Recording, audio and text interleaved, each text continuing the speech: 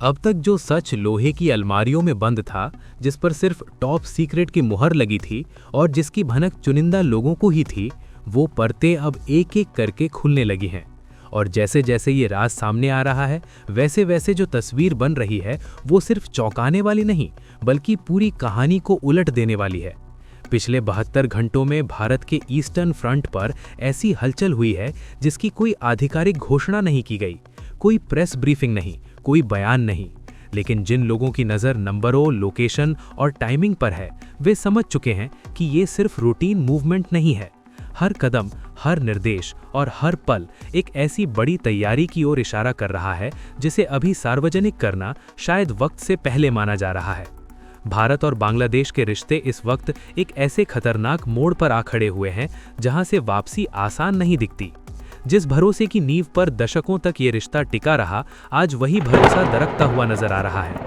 और इसकी सबसे डरावनी तस्वीरें अब शब्दों में नहीं, बल्कि बांग्लादेश में भारतीय दूतावास के सामने खुद ब खुद सामने आ रही हैं। तस्वीरें जो सिर्फ विरोध नहीं, बल्कि आने वाले तूफान का इशारा कर रही हैं। जो तस्वीरें सोशल मीडिया पर वायरल हो रही हैं, वो न केवल चौंकाने वाली हैं, बल्कि बेहद चिंताजनक और भारत के लिए अपमानजनक भी हैं। स्थिति इतनी बिगड़ चुकी है, हालात इतने खराब हो गए हैं कि भारत सरकार ने एक कड़ा फैसला लेते हुए बांग्लादेश में अपना वीज़ा डिपार्टमेंट फिलहाल के लिए पूरी तरह बंद कर दिया है। इसका सीधा मतलब यह है कि अब नए वीज़ा के साथ कोई भी बांग्लादेशी नागरिक कानूनी तौर पर भारत में प्रवेश नहीं कर सकेगा। वहां भारतीय दूतावास के बाहर भारी और आक्रामक प्रदर्शन हो रहे हैं, भीड़ जुटाई जा रही है और लोग हाथों में भारत विरोधी जहरीले पोस्टर्स लेकर खड़े हैं। एक पोस्टर पर तो साफ साफ लिखा है कि उन सुरक्षा बलों पर प्रतिबंध लगाओ जिन्हें भारत का समर्थन प्राप्त है। अब यहाँ सवाल उठता है कि आखिर भारत वहाँ कौन सी ताकतों को समर्थन कर रहा है। भारत ने कब, कहाँ और किस तरह से बांग्लादेश की किसी सुरक्षा इकाई की मदद की है? दरअसल ये सब पूरी तरह से बेबुनियाद, झूठे और काल्पनिक आरोप हैं जो सिर्फ जनता को गुमराह करने, उनकी भावनाओं को भड़काने और भारत के खिलाफ नफरत फैलाने के लिए लगाए जा रहे हैं। ये विरोध प्रदर्शन बिना किसी ठोस आधार और बिना किसी सबूत के सिर्फ भावनाओं को उकसाने और राजनीतिक फायदा उठाने के लिए आयोजित किए जा रहे हैं। हालात की गंभीरता को देखते हुए भारत सरकार ने बांग्लादेश के राजदूत को विदेश मंत्रालय में तलब किया, उन्हें समन किया और बेहद साफ और सख्त शब्दों में कहा कि हमारे दूतावास की सुरक्षा खतरे में है और इसे सुनिश्चित करना आपकी सरकार की जिम्मेदारी है। इसके बाद बांग्लादेश सरकार ने वहां कुछ सुरक्षा बल तो तैनात किए, लेकिन माहौल अब भी तनावपूर्ण और खतरनाक बना हुआ है। वहां एक जहरीला नैरेटिव सेट किया जा रहा है कि भारत बांग्लादेश की आंतरिक राजनीति में बहुत ज्यादा दखल दे रहा है। पूर्व प्रधानमंत्री के भारत में शरण लेने के बाद वहां के कुछ कट्टरपंथी लोग और खासकर पड़ोसी मुल्क की प्रोपेगेंडा मशीनरी पूरी ताकत से ये झूठा प्रचार कर रही है कि भारत एक तानाशाह को शरण दे रहा है। सबसे हैरान करने वाली और खतरनाक बात तो ये है कि अब बांग्लादेश के कुछ युवा नेता भारत के उत्तर पूर्वी राज्यों यानी 7 बहनों वाले राज्यों को लेकर अजीबोगरीब और खतरनाक दावे करने लगे हैं। वहां के कुछ नेता खुलेआम सोशल मीडिया पर कह रहे हैं कि भारत के उत्तर पूर्व को अलग करना होगा। जरा सोच कर देखिए, क्या बांग्लादेश की सेना इतनी सक्षम है कि वो भारतीय सेना को चुनौती दे सके? बिल्कुल नहीं। क्या उत्तर पूर्व के लोग बांग्लादेश के साथ जाना चाहते हैं? कतई नहीं, बल्कि वहां तो लोग अवैध घुसपैठ के खिलाफ खड़े हैं। ये सब सिर्फ सस्ती लोकप्रियता पाने और जनता का ध्यान असली मुद्दों से भटकाने के लिए किया जा रहा है। हकीकत तो ये है कि भारत ने हमेशा बांग्लादेश के साथ एक बड़े भाई की तरह व्यवहार किया है और उनकी हर मुश्किल में मदद की है, चाहे वो प्राकृतिक आपदा के समय मानवीय सहायता हो, चाहे महामारी के दौरान दवाइयाँ और टीके भेजना हो, या खाद्य संकट के समय अनाज की आपूर्ति करना हो। बांग्लादेश की नदियों का पानी तक भारत से होकर गुजरता है, लेकिन इन सब के बावजूद वहां की जनता का एक हिस्सा पूरी तरह भ्रमित हो चुका है और उनके दिमाग में जहर भर दिया गया है। बांग्लादेश के इन लगातार बिगड़ते हालात को देखते हुए पिछले कुछ दिनों से हर भारतीय के मन में बस एक ही सवाल था कि क्या भारत चुप बैठा रहेगा? क्या हमारी तरफ से कोई ठोस कार्यवाही नहीं होगी? तो अब जवाब मिल चुका है और वो जवाब जोरदार है। भारतीय सेना ने अब मोर्चा संभाल लिया है और तैयारियां शुरू हो गई हैं। आज की इस रिपोर्ट में हम 2 बड़ी और महत्वपूर्ण खबरों को समझेंगे। पहली है मिजोरम सीमा पर भारतीय सेना की एक ऐसी रणनीतिक हलचल जिसने बांग्लादेश की धड़कनें बढ़ा दी हैं, और दूसरी है देश के भीतर हुआ एक बड़ा अभियान। सबसे पहले बात करते हैं उस जवाबी कार्रवाई की जो सरहद पर शुरू हो चुकी है। ताज़ा रिपोर्टों के मुताबिक मिजोरम में भारत बांग्लादेश सीमा के बेहद करीब भारतीय सेना एक नया आधुनिक सैन्य अड्डा सक्रिय करने जा रही है। ये खबर आते ही सुरक्षा गलियारों में हलचल मच गई।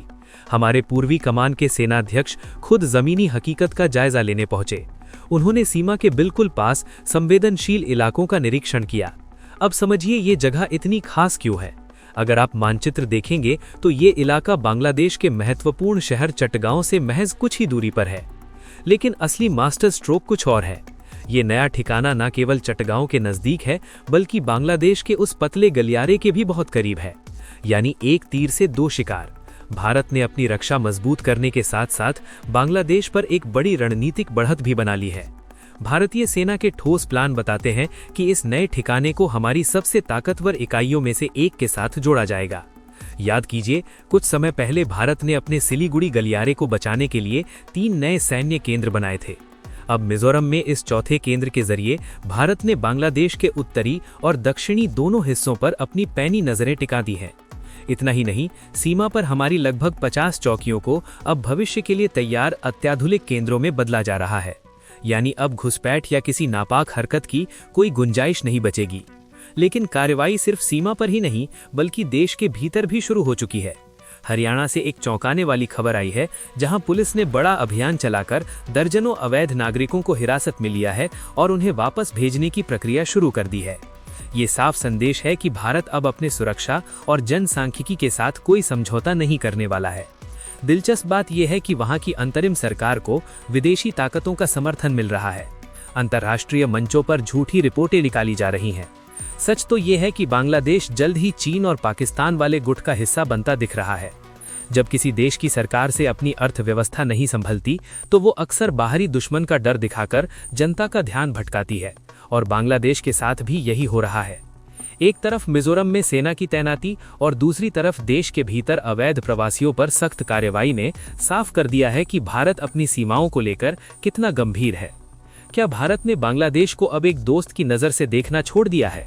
सुनने में ये बात अजीब लगे, क्योंकि कूटनीति की मेज पर तो आज भी मित्रता जैसे शब्दों का इस्तेमाल होता है। लेकिन याद रखिए, वैश्विक राजनीति में शब्दों से ज्यादा कदम मायने रखते हैं, और जमीनी हकीकत यही कह रही है कि अब स्थितियां बदल चुकी हैं। और इसी सच्चाई को समझते हुए भारत ने अपना मास्टर प्लान तैयार कर लिया है। भारत अब अपनी घेराबंदी पूरी कर रहा है। अब तक हमारे केंद्र सिलीगुड़ी गलियारे को किसी भी खतरे से बचाने के लिए ढाल का काम कर रहे थे, लेकिन अब जो नया केंद्र बन रहा है वो सीधे बांग्लादेश के दूसरे संवेदनशील इलाके की तरफ इशारा कर रहा है। अगर एक तरफ मिजोरम और दूसरी तरफ त्रिपुरा से दबाव बनाया जाए तो इसे सैन्य भाषा में घेराबंदी कहते हैं। इसके जरिए वहां का सबसे अहम व्यापारिक केंद्र बाकी देश से अलग किया जा सकता है। कुछ लोग कह रहे हैं कि उनके पास नदियां हैं और भारत वहां युद्ध कैसे करेगा। शायद वे इतिहास भूल रहे हैं। इसी कठिन भूगोल और नदियों के बीच भारत ने एक नए राष्ट्र का निर्माण करवाया था। आज हमारी ताकत कई गुना बढ़ चुकी है। हमारे पास ऐसे वाहन हैं जो जमीन और पानी दोनों पर घातक हैं। नदियों में युद्ध हमारे लिए कोई बड़ी चुनौती नहीं है। भारतीय सुरक्षा नीति अब बदल चुकी है। पड़ोसी देश का चीन और पाकिस्तान के साथ बढ़ता सैन्य सहयोग भारत के लिए चेतावनी है। अब वो सिर्फ एक मित्र पड़ोसी नहीं बल्कि एक संभावित खतरा बनता जा रहा है। रिपोर्टों के मुताबिक अगर वहां कट्टरपंथी ताकतें और मजबूत होती हैं तो सीमा पार आतंकवाद और जाली नोटों का खतरा बढ़ेगा। भारत का संदेश साफ है कि अगर कोई हिमाकत हुई तो जवाब सिर्फ सीमा तक सीमित नहीं रहेगा बल्कि सीधा प्रहार होगा। अगर इस दौरान वहां की सेना कोई दुस्साहस दिखाती है तो हालात बेहद गंभीर हो सकते हैं। भारत युद्ध नहीं चाहता, लेकिन अब वो किसी भी परिस्थिति के लिए पूरी तरह तैयार है। यही वजह है कि उत्तर पूर्व को रणनीतिक रूप से अजेय बनाया जा रहा है, ताकि आने वाले समय में किसी भी चुनौती का मुंहतोड़ जवाब दिया जा सके और देश की संप्रभुता की रक्षा की जा सके। सीमा पर बढ़ती हलचल के बीच अब सबसे बड़ा सवाल ये उठता है कि क्या बांग्लादेश का सैन्य ढांचा वास्तव में भारत के सामने टिकने की हिम्मत रखता है? क्योंकि जिस तरह से वहां के सोशल मीडिया और सड़कों पर भारत के खिलाफ युद्ध जैसी बातें की जा रही हैं, वो किसी बड़े खतरे का संकेत भी हो सकती हैं और किसी गहरे मनोवैज्ञानिक युद्ध का हिस्सा भी हो सकती हैं। भारतीय खुफिया एजेंसियों की नज़रें अब उन इलाकों पर टिकी हैं जहां चीन की मदद से बांग्लादेश मिसाइल डिपो और राडार सिस्टम लगा रहा है। भारत को पता है कि बांग्लादेश की सेना के पास बड़ी संख्या में चीनी टैंक और लड़ाकू विमान मौजूद हैं, लेकिन भारतीय सेना की ताकत सिर्फ हथियारों में नहीं बल्कि उसके अनुभव और उसकी भौगोलिक स्थिति में छिपी है। अगर ढाका में बैठे रणनीतिकार ये सोचते हैं कि वो उत्तर पूर्व के राज्यों में अस्थिरता पैदा करके भारत को झुका देंगे, तो ये उनकी सबसे बड़ी भूल साबित होगी, क्योंकि भारतीय सेना ने अब अपनी रणनीति को रक्षात्मक से आक्रामक मोड में बदल दिया है और मिजोरम में नया बेस बनाना इसी रणनीति का एक हिस्सा है, जिसे बेहद गोपनीय तरीके से अंजाम दिया जा रहा है ताकि जरूरत पड़ने पर कुछ ही घंटों के भीतर दुश्मन की रसद और संचार व्यवस्था को पूरी तरह ठप किया जा सके। दूसरी तरफ देश के भीतर छिपे उन तत्वों पर भी नकेल कसी जा रही है जो सीमा पार से आने वाले घुसपैठियों को पनाह देते हैं और देश की आंतरिक सुरक्षा के लिए खतरा बनते हैं। जांच में ये बात सामने आई है कि कई सीमावर्ती जिलों में अचानक से जनसंख्या का ढांचा बदल गया है, जो आने वाले समय में एक बड़े विद्रोह का आधार बन सकता था। इसीलिए केंद्र सरकार ने अब बीएसएफ और स्थानीय पुलिस को खुली छूट दे दी है